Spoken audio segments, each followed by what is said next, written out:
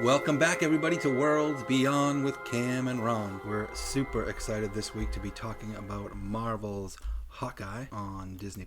The series premiered Thanksgiving Eve, November 24th, with the first two premiere episodes, and then it's going to release weekly on Wednesdays now. It stars Haley Steinfeld and Jeremy Renner. And Cam, what are your opening thoughts? I thought the first two episodes were kind of a mixed bag. There was a lot to like about it, but especially towards the end of the second episode, it started to drag a little bit. Felt a little bit kind of generic and not like there wasn't a lot of real unique stuff to get excited about. But then the third episode, I think, totally blew it out of the water. It was a huge improvement in terms of characters and story development and action, special effects, everything. Now I think we're finally at a point where we're going to start seeing an upward trend, and the rest of the show is probably going to be great.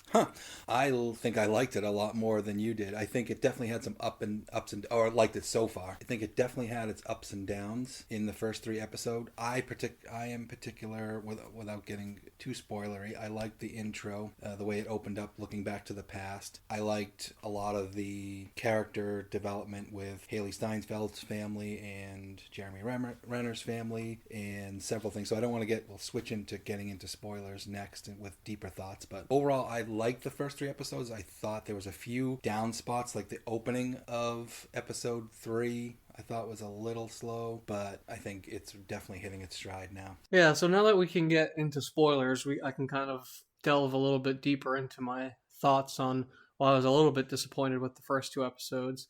And yeah, I mean, I agree.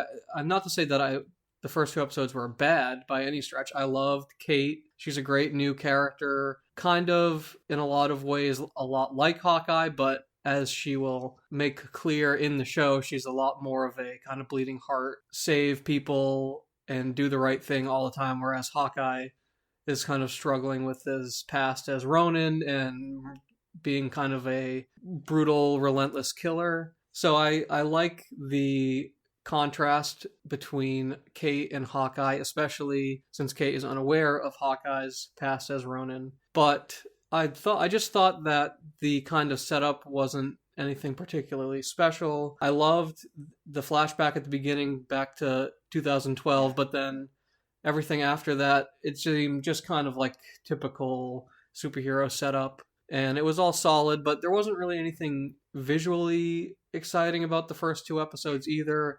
It felt very kind of standard MCU cinematography, special effects, and there was really only one big action scene in the first two episodes, which was Kate infiltrating the superhero Avengers compound auction at the gala there, and that was a great scene. But then it seems like after that, it kind of was a little bit aimless, especially the second episode I thought was really slow. As much as I thought Hawkeye going to the LARP was hilarious the first time, especially since we've watched the first three episodes a couple times now. And that, to me, is where that episode just stops. Because there's no stakes in that. You know he's going to get through regardless, because obviously he's a trained Avenger, and there's no stakes because it's LARPing. There isn't supposed to be stakes.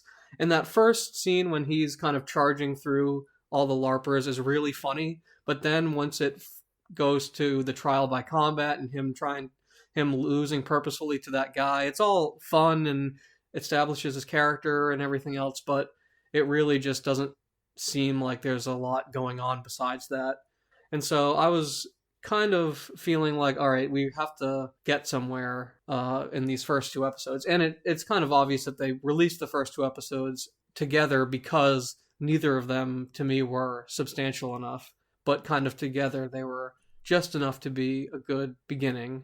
But then, once you get into the third episode, they really started to flesh out kind of the background of the Tracksuit Mafia, who are kind of the main bad guys, at least so far, and especially the backstory involving Echo, who is a character who we haven't seen, but she's from the comics, and everything else. It finally brought a little bit of weight. So once they set that up and set up her kind of hatred against Ronin, and then you start to finally see how everything is kind of coming together, and then the beginning of that episode was just after they kind of introduce Echo in the cold open, the beginning of that episode is just a total bombastic action blast, and it's super stylish. It's finally the stylish action that we've been waiting for in Hawkeye.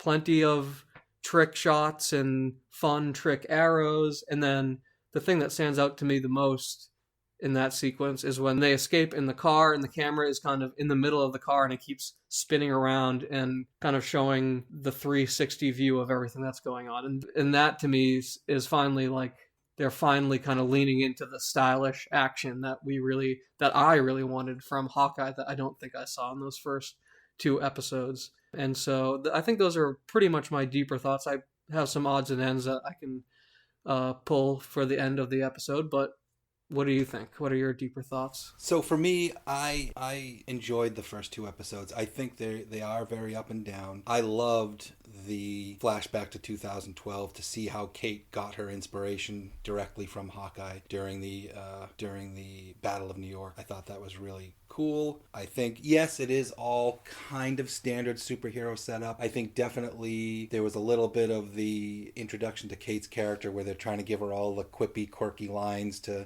establish her character that I thought were a little overdone, and then she sort of settles into it. And that's not necessarily her acting, it's the script. But I really liked it. I liked a lot of the setup with Hawkeye's family. I think the story went a little bit up and down after that. I really liked the LARPing scene because I thought it was just having him involved in live action role playing, just to see how put upon he was, the fact that he had to do this to get there. And he's like, just that whole juxtaposition of, I'm an Avenger, I fought aliens, and now just to get out of this situation I'm in, I have to fight these nerds in LARPing costumes. And I think the slow motion scenes especially were kind of almost like poking fun at superhero action and superhero fights, and to me, I just took it that way. I thought the introduction of Echo in the cold open of episode 3 was a little tedious. I think it went on a little too long. I kind of got it, and I'm like, okay, let's go. But from there, right, in episode 3, the action really explodes. It starts to take a direction. I just love overall, and what I think people will like about this show is after Loki and WandaVision in particular, Falcon and Winter Soldier was a little more grounded, but this is just so grounded, street level. It's not space aliens, it's not time warps, it's not wacky dragons from Shang-Chi. It's just really down to earth and kind of has that Christmas action movie theme. It's like Die Hard films, it's like the first Lethal Weapon. It's even with the Tracksuit Mafia. It's funny because they're being played as vicious villains, but they're also being played as just kind of goofy, bumbling doofuses, which almost reminds me of like the Home Alone that was in New York, and that kind of. So I think they're doing a great job with the whole having it be this sort of lighthearted action, self-deprecating kind of vibe to the whole story. One of the things I like about this is that it continues Clint's evolution as sort of, he's like the mentor of the Avengers. Obviously, we know his backstory with Natasha Romanoff, Black Widow, how he sort of recruited her when he was sent to kill her. We don't see a lot of that on screen. We've just heard about it a lot. One of my favorite scenes in Avengers Age of Ultron, is his scene in when they're starting to fight the robots, and he sort of helps Wanda sort of decide to become an Avenger and decide to sort of suck it up and go down that path. He has a similar scene with her in Civil War where he's just acting as her sort of mentor. And I read something where that was actually one of the seeds of the idea for the Hawkeye show, was kind of that whole interaction between Wanda and Clint from that scene in Age of Ultron. So I love that, because again, that's one of my favorite scenes from Ultron, is when he does that, and just him playing that role I think is really cool. Definitely some up and down pacing and other things that are kind of slow. It does definitely take off, I agree with you, in episode 3. One thing I noticed about this show too is, more so than others, it has really abrupt cliffhanger endings. Like, every episodic show has somewhat of a cliffhanger ending. These ones are really sort of abrupt, and then they just cut right off, which I think is interesting. It can be a little bit frustrating too, because you're like, wait, you're not even going to give me a clue as to what's going to happen next. So overall, I really enjoyed it. Yeah, I agree about the LARPing scene in general. Like, I think you have a great read on it, in that it's a kind of a take on a parody of superhero battles. I just think its place in the episode seems like it's trying to be a replacement for an action scene, and it just isn't. Yep. So I think it would have been more effective in another episode with an action scene, because it just like that point in the episode you really expect something big and epic to happen, but instead it's just kind of him checking in and getting ready and learning the rules, which again is hilarious. And you're right, it is totally a send up of the normal superhero tropes, but I just think it would have worked better in a different context. If we're getting into odds and ends now, I really like how the deafness is playing into the story, both with Hawkeye and Echo, the villain. I think that's a really clever way of tying them together and kind of having each character be sympathetic to both the audience but then also to each other. And it's always great to tie that kind of stuff into the story to make it feel especially relevant. And I also have to put in a quick shout out to Rogers the musical, which was absolutely hysterical, but then they really just switch it on a dime right when they introduce Natasha in the musical, and then it immediately goes to really emotional, like all the sound drops out, and then not only are they introducing the concept of Clint's hearing aid in that scene, but also it's a huge emotional hit to Clint to see Natasha on stage jumping around all happy and singing and excited when she's dead. So No, I thought that was really, really well done. Yeah, they've played on his feelings of loss about Natasha several times in the show, and I think that's gives it a lot of emotional resonance, as well as him possibly missing another Christmas with his family. I think that's great. I think there's also an potentially unbelievable for people who are in the know, deep in the know for MCU. There's a tease of another bigger villain in the episode that everyone's talking about online.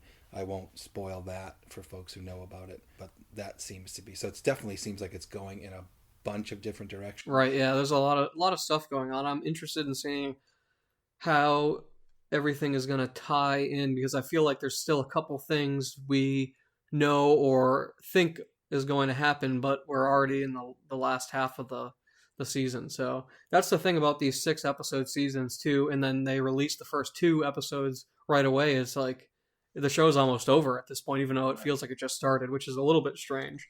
But I guess the alternative would be just to release it all at once. I don't have any deeper thoughts about that. That was just kind of a tangent. No, I think so. Overall, I think we're both pretty positive on the show. I think I like the first 2 episodes. Going into the third a little bit more than you. That's fine. We're going to disagree on things occasionally. But we're both super excited about the show, and we will be back with the second half of the Hawkeye episodes in an upcoming episode of Worlds Beyond. So that's a wrap on Hawkeye.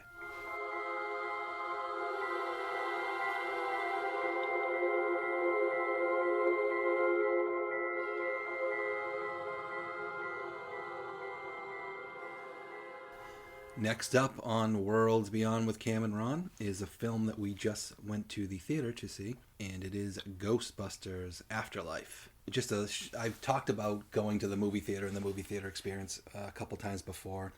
This was one of those funny ones where Cam and I were the only people in the theater for, I think a group of 3 people showed up, and that was about it. And I've said how excited I am to go back to the movies post-COVID, for movies that are really movies to be seen in the theater for me, and it's been great. And one of the things I saw a YouTube clip on just how something like 49% of regular moviegoers are saying they're still not going back to the movies, A, because of cost, which obviously that's a thing, and B, because of health and safety concerns. And well, the one thing I would say, obviously if you live in a really urban area, then movie theaters are going to be crowded. But if you live in a suburban area, the one thing I would say, especially in these times where we're still concerned about COVID, go to the movie theater now, because no one's there. You can literally see almost any movie, even on a premiere night, and you're going to be in a theater with, at best maybe 20-30 people, and everyone's really spaced out. So I would say, contrary to the whole COVID trepidation about maybe going back to the theater, I just recommend people, now's the time to go, because you're gonna really enjoy it, because you're gonna be one of the only people in the theater. So just a little tangent there. But Ghostbusters Afterlife, Cam, your initial thoughts? Yeah, I mean, I am not a huge Ghostbusters fan. I know there's a pretty big fan base kind of built in from the 80s when it came out, and a lot of people love to cosplay and build all the different traps and gadgets and doodads. I never really quite understood the hype around it. I mean, I've seen the first Ghostbusters, I've never seen the second one, and I liked it. It was good, but I've never felt particularly attached to it. So I wasn't like really looking forward to this one, and I ended up really enjoying it overall. I really liked, especially the relationship between all the kids and their kind of acting ability. I thought was significant, not significantly better, but I think out of all of the kind of 80s throwback kids on bikes riding through the forest kind of genre that we've seen since Stranger Things, I really thought, and obviously Finn Wolfhard is in Stranger Things, but I thought all of the kids' performances were really outstanding, and just their relationship between each other was really good, and they kind of grounded the film. And the actual plot of the film, I thought the first two thirds was very, very good, and then the third act falls apart a little bit and gets a little bit too close to the finale of the original Ghostbusters. But overall, I thought it was really entertaining, visually really, really stunning.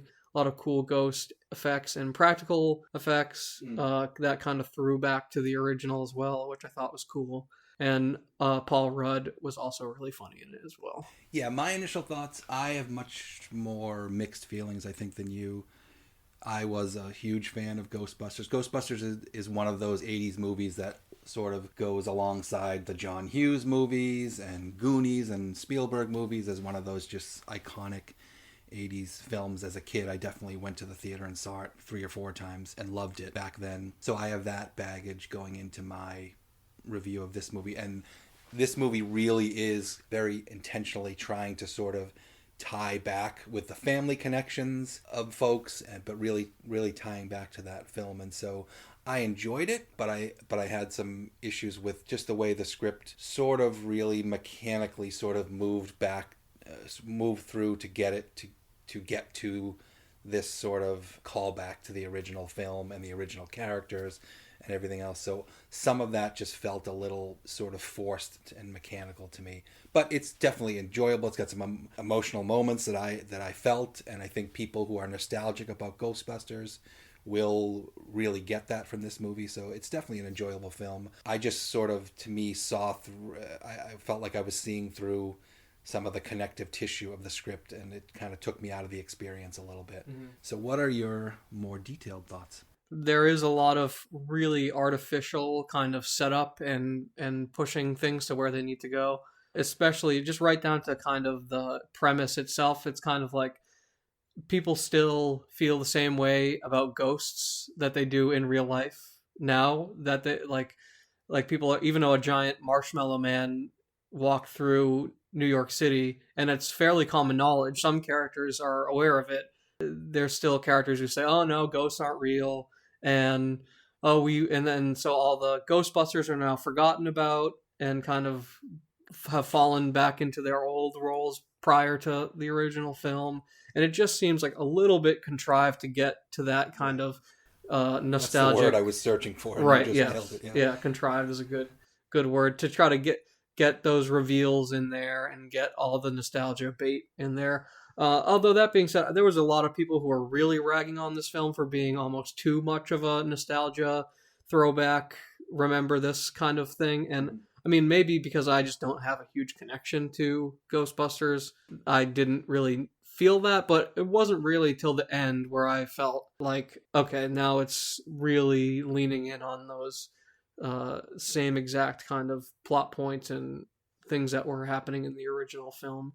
So I do think it kind of fell apart at the end, but not entirely. I think it still worked for the most part. Yeah, I do have one other thing, but I think it's more suited for odds and ends at the end, so I'll pass it over to you. Sure. For me, again, I enjoyed it.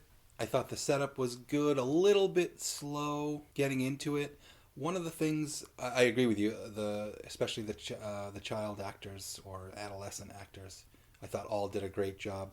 The storylines of the older brother and the younger sister, who really has the connection back to the original Ghostbusters, they were sort of going on different tracks. Like the older brother character, just trying to settle into a new town, and he has a crush on the girl and everything else, and it sort of didn't really have anything to do with the main plot of the movie. And then once his younger sister discovers that they're ghosts and gets into finding all the history of her grandfather being one of the Ghostbusters, etc., and starts down this path,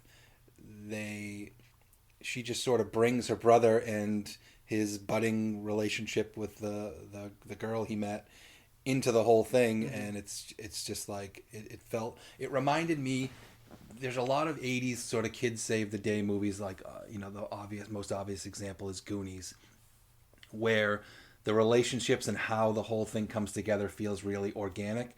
And then there's a lot of those kids save the day movies, and forgive me for not having one at the tip of my tongue, where when you watched it at the time as a kid, it felt like everything sort of hung together and evolved naturally. But then if you go back and watch it today, you're like, wow, these kids were all of a sudden in these situations and that there seemed to be no organic sort of build up into. And then also putting kids in way just crazy dangerous situations, just like sort of out of the blue, without a second thought. So I just felt a little bit of that in the film. The tugging on the heartstrings stuff when they do bring back Bill Murray and Dan Aykroyd and Ernie Hudson into the final scene there, I thought some of that worked. I thought some of it was a little on the nose, but I enjoyed it. So I think if you're nostalgic for Ghostbusters, you'll enjoy this film. You obviously enjoyed it more than me, but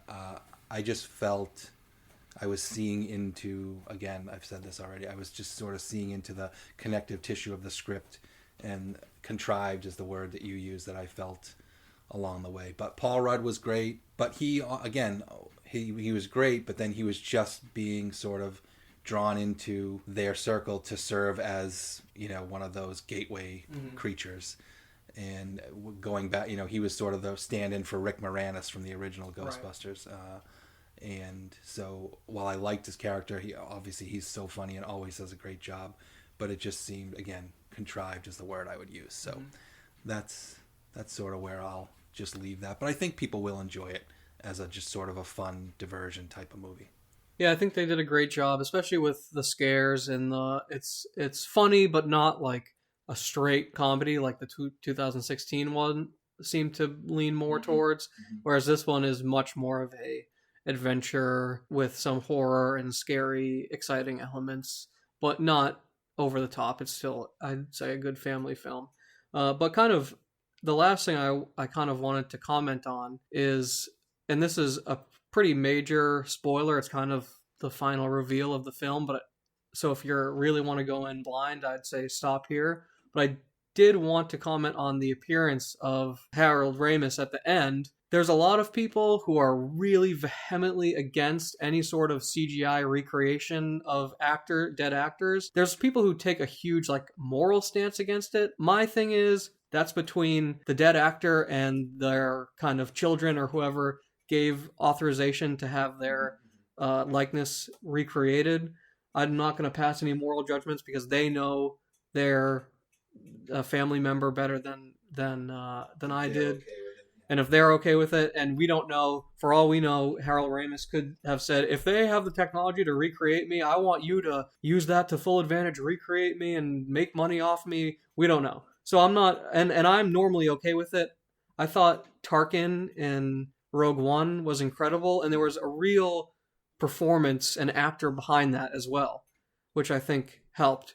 Here at the end, when they recreate Harold Ramis as a ghost, it seems a little bit weird and on the nose, but they set it up really well to just have that one shot of his hand helping finish the job on Gozer, but then they drag it out so long, and I just can't even imagine how weird and awkward it is to try to get Bill Murray, Dan Aykroyd, and Ernie Hudson to act as if their dead friend is standing next to them as a ghost. Right. and then they don't even do anything with it because he doesn't say anything. He just kind of awkwardly smiles and nods, and it's not a very good recreation to begin with. And so I really think that they were like dragging that out way too long, and it was really the one time that I've felt a little bit like, wow, they really did too much of that CGI recreation stuff. And just the context of him being a ghost and already dead makes it feel a little bit strange.